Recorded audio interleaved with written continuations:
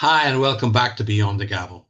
Today's episode examines an area of litigation that is emotionally complex, medically detailed, and increasingly relevant in an aging society: the legal realities surrounding nursing home negligence and catastrophic injury claims.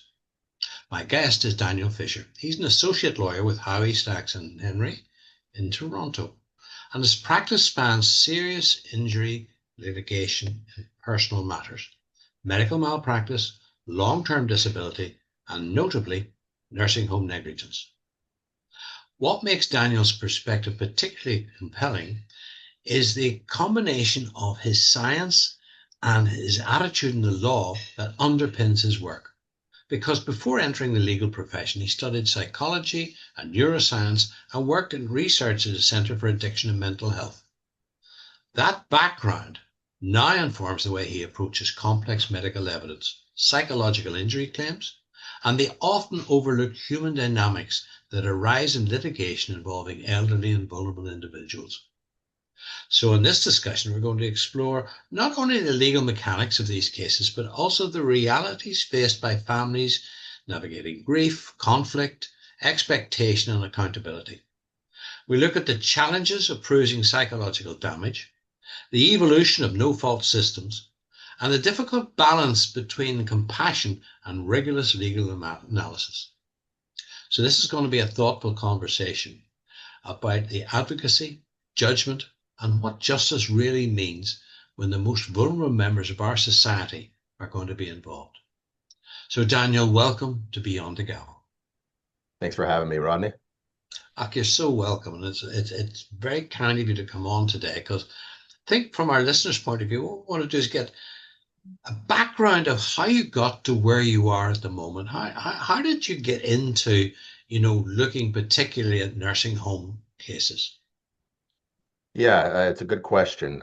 So I started um, at my firm as a lawyer back in 2018. This was all pre-COVID, and this area really exploded during COVID with all the nursing home, all the tragedies that happened in nursing homes with the various outbreaks. But how I got into it is really by a bit of luck and someone in my firm identifying a gap. One of the partners at my firm, Melissa Miller, she she's been very passionate about advocating for the elderly her entire life. She used to volunteer in nursing homes growing up, and she identified that there was this massive gap in how the claims of older folks, especially people who were medically compromised, were treated. There was a lot of brushing it under the rug. Oh, it doesn't matter. They're old. They're going to die anyways. They're sick. That's not a big issue. That she frankly found to be rather disgusting, and um, really started digging into this area when I was a first year lawyer. She happened to bring me on. I walked into my office one day, and Melissa called me and said, "I'm going to be on the news in 15 minutes. We're going to get a lot of phone calls. Answer them." And that's how it started for me. And I don't take credit for coming up with the idea to explore this area at my firm. That was Miss Miller, but I've been alongside her and developed my own practice alongside her ever since, advocating for the elderly. And she's trained me. We've really kind of become a one-two punch dynamic duo on these types of cases. And it's an area that I've become passionate about by working with Melissa, and it's an area that's still underserved, but luckily a bit less so than before because And one of the things is that many people assume that cases involving them have very limited legal value. So, in yeah. reality, what do you think are the most misunderstood aspects of damages and compensation in these particular claims? Well, look, it boils down to how you value the life of someone who's sick. Um, in Ontario, the meat and potatoes of these claims is what we call the loss of care, guidance, and companionship. That's the Yeah. claims for the family members. Care being, someone's providing you physical care, driving you to medical appointments, cooking for you. Guidance being able to talk through problems you might have with someone, and companionship just being able to spend time with someone and, watch TV, go for a walk, whatever it might be. And I think for a long time there was a big discounting of that companionship component. The thought being someone's in a nursing home, they can't do that much anyways. And Melissa and I have pushed back against that pretty darn hard. I argue, and I think I'm right, that no matter what the person's level of functioning is, whether they're have mild dementia, extreme, severe dementia, whether the man have a stroke, that they're partially paralyzed, whatever it is, the fact that a loved one can give back the love that their parent gave to them is valuable, and for that to be denied uh, due to negligence of a nursing home causing premature death, that has serious value. Yeah, because you often deal with distressed and even divided families. So, how important do you feel a lawyer's role is in managing that situation and expectation, quite aside from the legal process? I mean, it's a bit of a complicated question because you have to manage it because it is relevant to what you're trying to do. But I'm very big on expectation management and telling clients what I can and cannot do right at the very start, because you're dealing with people who want justice for what happened to their loved one, of course. Um, and oftentimes they have a heavy sense of guilt because they are the ones who put them into the home, chose to put them in the nursing home, and this horrible thing happened. So I'm a lawyer. I am not a therapist. I'm not the government. I can't shut the home down. I can't levy fines against the home. What I can do is sue the home and get the family compensation for what happened. Um, and the way I explain it to families is I'm going to provide you resources through this lawsuit that you can use to advocate for the elderly population in the way that you see fit. Or maybe it's they want to donate to a charity their loved one was passionate about, or maybe they want to take a grief trip with their family. But that's where I see my role is trying to advocate for these families to get them the resources that they need so that they can use the money how they see fit. I think you come up with a very, very important point there.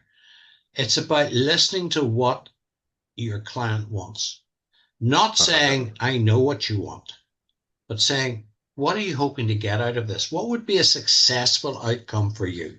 Some may say pounds in my hand, dollars in my hand. Others might say, no, I just don't want this to happen again, genuinely. Or, That's I what want most to people be say, able to do actually, the something else. vast So it's a matter majority. of listening, isn't it? Yeah, the vast majority say exactly what you just said. I don't want this to happen to anyone ever again. And what I tell them is that I'm a tool in a toolbox. I'm not always the right tool. Um, a lawsuit is appropriate in some circumstances and not others. Uh, and I think laying down that expectation early helps make the process go a lot smoother, makes my job easier, and makes them feel more fulfilled with the process. Because if I go in, you know, all all truth, justice, and the American way, as they say, saying I'm gonna shut this home down. We're gonna get you, um, $1 million for what happened. That doesn't help anyone because it's outside of my power as a private lawyer. What I do is I tell them what I can do, what I can't do. If they wish, I tell them other ways that they can try to have the home punished or fined in a regulatory way. But I'm very defined about what I can offer and how it helps because I think it does help. It provides closure for the family. I think it provides a sense that they fought when perhaps they couldn't earlier. And like I said, it provides resources to the family members to do what they want to do to try to make that change themselves. Very interesting because you deal with a huge number of these. And there's that guilt that you've just brought up, which a lawyer has to deal with. And people think, well, that's an abstract idea. But actually, as a lawyer, dealing with people, no matter what it is, but with vulnerable relatives, it becomes even more pertinent about the feeling of guilt, as it may do with children and not defending them properly. So, what have you seen are the warning signs that a family may initially overlook before the situation becomes catastrophic? Have you noticed anything in that regard? Yeah, I don't think that the families tend to overlook it. They tend to try to advocate, and it goes nowhere. and they don't know exactly how to handle it. Um, but what the warning signs typically are, it depends on what you're dealing with, but you might see hygiene issues. You might see a person being left in their diaper too long. You might see hair messy, nails long. You might see grimacing when you visit, or the person might seem withdrawn or lethargic. Um, bruises on the body, those sorts of things. And look, a lot of the time there is no warning sign. A lot of the time a fall happens because the nursing home didn't do what they were supposed to do to prevent it.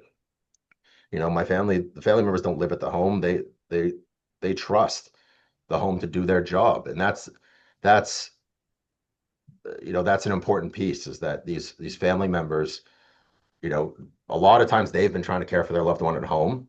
Obviously, it becomes too much at a certain point. They put their loved one in a nursing home, trusting that the nursing home is going to do what they say they're capable of doing.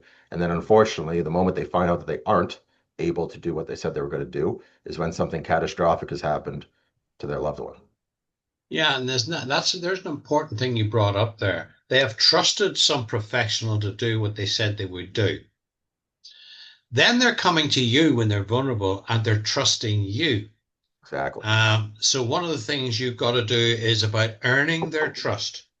Right. So how do you personally say they've just walked in over the door? So how do you set about earning their trust?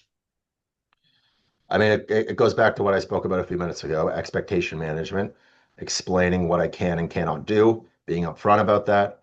And I have these conversations with really in any fatality case, whether or not it be a nursing home case or a different type of fatality.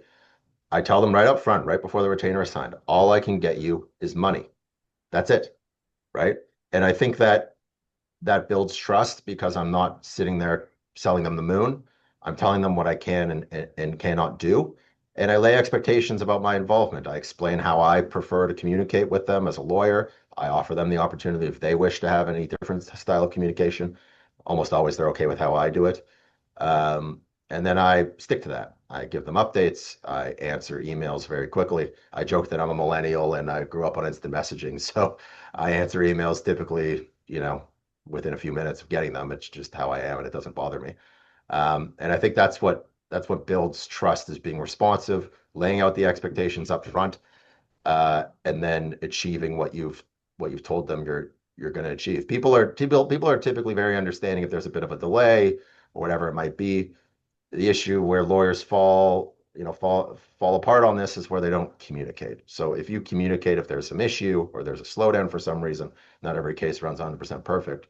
If you communicate with the others, with your clients on that, that builds trust and almost always, And we've seen that in a it's lot of things. It's about like by the client. relationships and keeping those. And even, I mean, AI is going to come more and more to the fore. Just is. Mhm. Just like, fax machines came to the fore. But AI itself does not replace that personal contact, that managing emotion. It gives you the tool to do that with it, that you as a lawyer understand what's going on, but it helps you better explain to your client.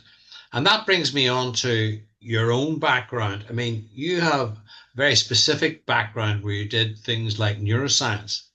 So Yeah. how has that scientific training changed the way you evaluate medical cases? I think it's helped in terms of how I think. I don't claim to have done a PhD in neuroscience or anything. I worked at CAMH for a year and studying drug addiction. I did a thesis, also studying drug addiction at Queens, at the undergraduate level. But what doing that science training, to the extent I did it, I think really helped me synthesize. Law school, for example, when you're writing exams, it's all about spotting the issue, synthesizing the point of law that applies, and then giving an argument for and against and conclusion. They don't want rambling. They want a synthesized answer when you're writing a law school exam. Same thing when you're practicing as an actual lawyer. I think it's really helped drill down, allowed me, I should say, to drill down to the essence of a case and just get to the point. When I was working in the sciences, you have to do these literature reviews where you have to summarize these exceptionally complicated scientific articles in a sentence, right? So learning that, doing that, being graded on that by professors, doing that in both an employment environment and a schooling environment, I think trained my brain to just get to the point. And I think anyone who knows me will know that I am very much a get to the point kind of person and lawyer. Oh, I can believe that. But then if we look at the other side, I mean, many claims involve, psychological points of view, loss of companionship.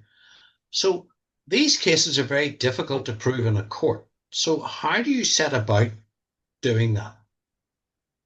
Yeah, so the loss of companionship is a bit different than the psychological component, but when we're talking just the psychological component, the challenge there is a proximity one. The court is wary of there being what's called indeterminate, I think it's indeterminate proximity, something along those lines is the proper verbiage, which essentially is they don't want, if something bad happens, they don't want so many psychological claims emerging due to people who may have witnessed it or heard about it or got a phone call or saw it on the news or whatever. So the court wants to confine the psychological impact to the people who are directly impacted. So that's one of the challenges in nursing home cases because, for example, if my God forbid mother suffered a fall and was broke her hip and was brought to emergency and passed away, um, can I claim a psychological injury because I was told via phone that that happened? Or is it restricted to me walking into the room and finding my mother on the ground? Those are the situations we deal with, where someone finds their loved one, and unfortunately, Rodney, I could tell you there's a lot of cases where loved ones are the ones to find their parents in some horrible state. In those cases, the psychological injury, I think, is at least being able to claim it is pretty clear. But then, as you said, we have to prove it. And then, unfortunately, their whole psychiatric history becomes relevant. You dig into the psychiatric history, see what issues they were dealing with before, see what issues emerged later, see what treatment they're getting. A lot of times people don't get treatment, and that can complicate it. So psychological injuries are certainly difficult, but I do pursue them in cases where people, for example, find their loved one either dead or seriously injured. Uh, in those cases, I think it's worthwhile for sure. Yeah, I mean, there is a difference, even from my point of view, in an accident emergency department. For someone to walk in and see a relative still covered in blood with their clothes on and moaning in pain, as opposed to walking into an A&E department and seeing them with a nice, nice clean sheet over them and, lying there, with drugs on board and quiet. There's a total difference between being shocked at the first scene where it's real raw and the second scene where it's been tidied up. And of course, it's the courts look at what is normal grief or what is normal reaction versus what is an abnormal reaction. Isn't that correct? Yeah, I mean there is a thin skull element. You know, you don't measure someone on an objective scale. You measure them. If someone happens to be prone to a psychiatric injury and you've done something negligent that causes it, you take your victim as you find them, as they say. Um, but the tougher thing is really proving that this is the incident that caused any sort of downstream effects. Because people have complicated lives, right? Maybe they're going through a relationship turmoil, maybe they have pre-existing mental health issues, whatever it might be. So parsing it out is a challenge. That's why having people go to counseling or therapy is really important because you can get the therapy records and then review them and see what they're talking about. And if they're talking So we're about down to the but for again, isn't it? I mean, it is but for this would they have been that, right, right, right, and it actually is the same thing. It gets a magical statement about it, but it's the same thing. But for right, what's for sure. before, what's after, what is the consequence of it? Yep. Now, obviously, looking ahead, we're none of us getting any younger, and we have a markedly aging population, which puts pressure on healthcare systems, etc. So What do you think is going to happen with in nursing home litigation? Do you think it's going to go up, down? Do you think changes are coming or changes in the law are coming because there'll be so much? What do you think's going to happen? Well, Melissa and I always say we hope to litigate ourselves out of these cases, meaning that eventually things improve enough that these cases become less and less. That hasn't happened yet. We still get a lot of calls, a lot of inquiries about about what's going on. I mean, what do I think is going to happen in the future? Um, look, the bottom line when it boils down to it is these are all staffing related issues that boil down to a lack of funding. Melissa and I do not target or sue frontline workers unless what's happened is intentional. The only situation we do that really is an intentional assault, which happens from time to time, but it's pretty rare. Um, in the typical fall case or wound case, um, we understand that you know the vast majority of these workers at these nursing homes are just trying their best, but they're understaffed. There's not enough of them. They're underfunded, and ultimately the responsibility on that rests with the corporation, the licensee, who owns the nursing home. So if there is additional funding, meaning that, and I can't get into the details, but meaning that the corporations use the profits that they're earning to and put it back towards care. Um, if that happens, then I think things will improve. If it doesn't, which doesn't seem like they plan on, then we're just going to continue running into these issues. Um, Yeah, I suppose a corporate is a business, same as a law. A law practice is a business, and profit is reasonable. Profit is reasonable for both groups, yeah, but it's the reasonableness that comes into that, isn't that? The reasonableness and their duty. And you're yeah. I mean, absolutely right. It's about fulfilling the duty of care, and corporate duty sometimes pressures staff on the ground, and they can't behave as they would ordinarily do. yeah. I mean, I totally agree that obviously profit is a fair motive for any company. That's why they exist. They're allowed to want to make money. I don't take issue with, the capitalist ideal of making a profit off a business. The issue is, you're not selling widgets here. You're meant to be protecting someone's life, and ensuring that, as they age and obviously as they transition, um, into the into older age and have the health effects that come with that, that they're treated well and cared for. If that's your responsibility, I think it's pretty darn important that you take some of the money that you're making and put it back into care. Um, Absolutely. and And I think that's a unfortunately, great that place doesn't to end happen with. for every home. You have, I mean, we understand where you came from, and I think our listeners will get a really good handle on what's on now with nursing home litigation.